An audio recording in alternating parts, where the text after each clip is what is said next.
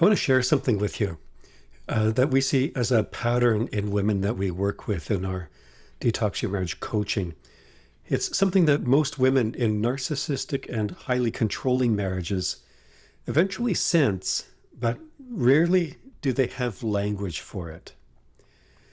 People like this expect you to be so intimidated.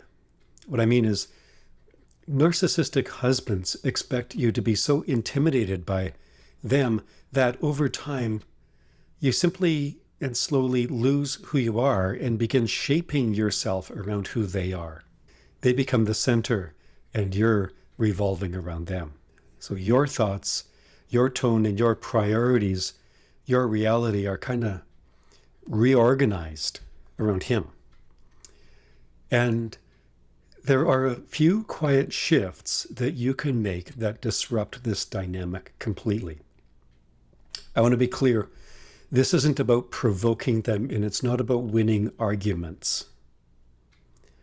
It's about reclaiming yourself because you're worth it. So first, decide that you're going to stop buying into their version of reality. That doesn't mean debating it, and it doesn't mean correcting him. It simply means remembering this, that they are not the ultimate authority on truth.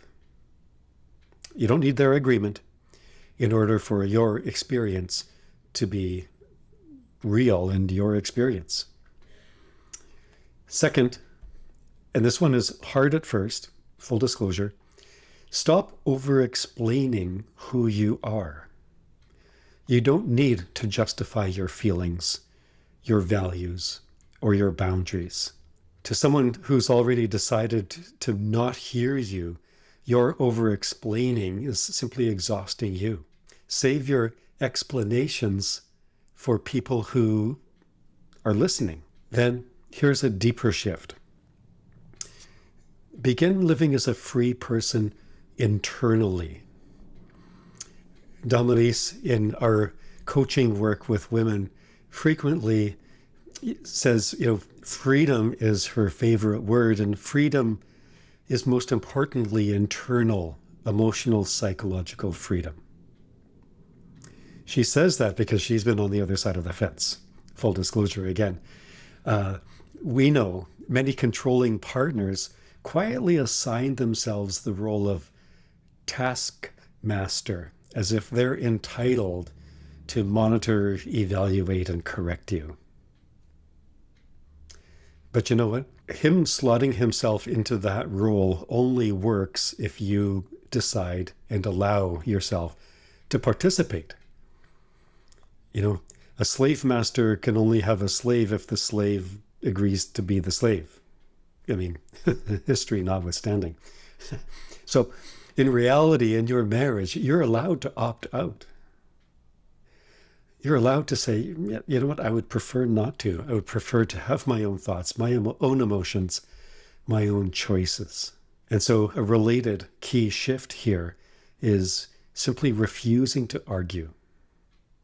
And this is a boundary. You're refusing to argue not because you're weak or you weren't a good debater in high school, not because you're wrong, but because arguments with someone committed to distortion, those aren't arguments anymore. Those are emotional, psychological quicksand.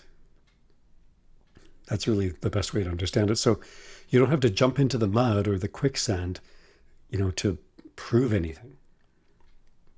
And finally, and this matters more than most people realize at first, but when they get it, they go, oh, I see it now.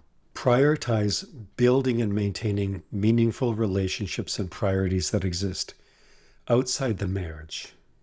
I'm not talking about messing around here. That's not what I mean. But I'm talking about getting oxygen outside the marriage. Your character matters, your integrity matters, your internal compass matters. And so hold on to those. And a very important and powerful way to hold on to those is by getting kind of reality checks outside the marriage with girlfriends, maybe at church or maybe just Wednesday evening getting together for coffee. And I want to be clear, this is not venting, this is not complaining about him.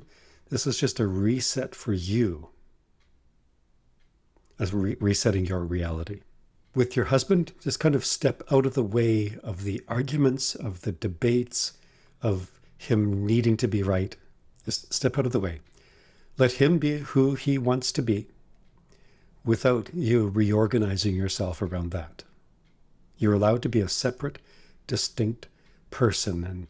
And that's not cruelty, and that's not caring. That's actually psychological health, and a term we use regularly in our coaching work. It's self-sovereignty and emotional sovereignty. Now, if as you're listening to this, you're thinking, oh, finally somebody gets what's going on, I want you to know where there's a place of sanity. It's a place where we walk you through this slowly and safely. It's the Detox Your Marriage community. It's free, nothing for sale in that space.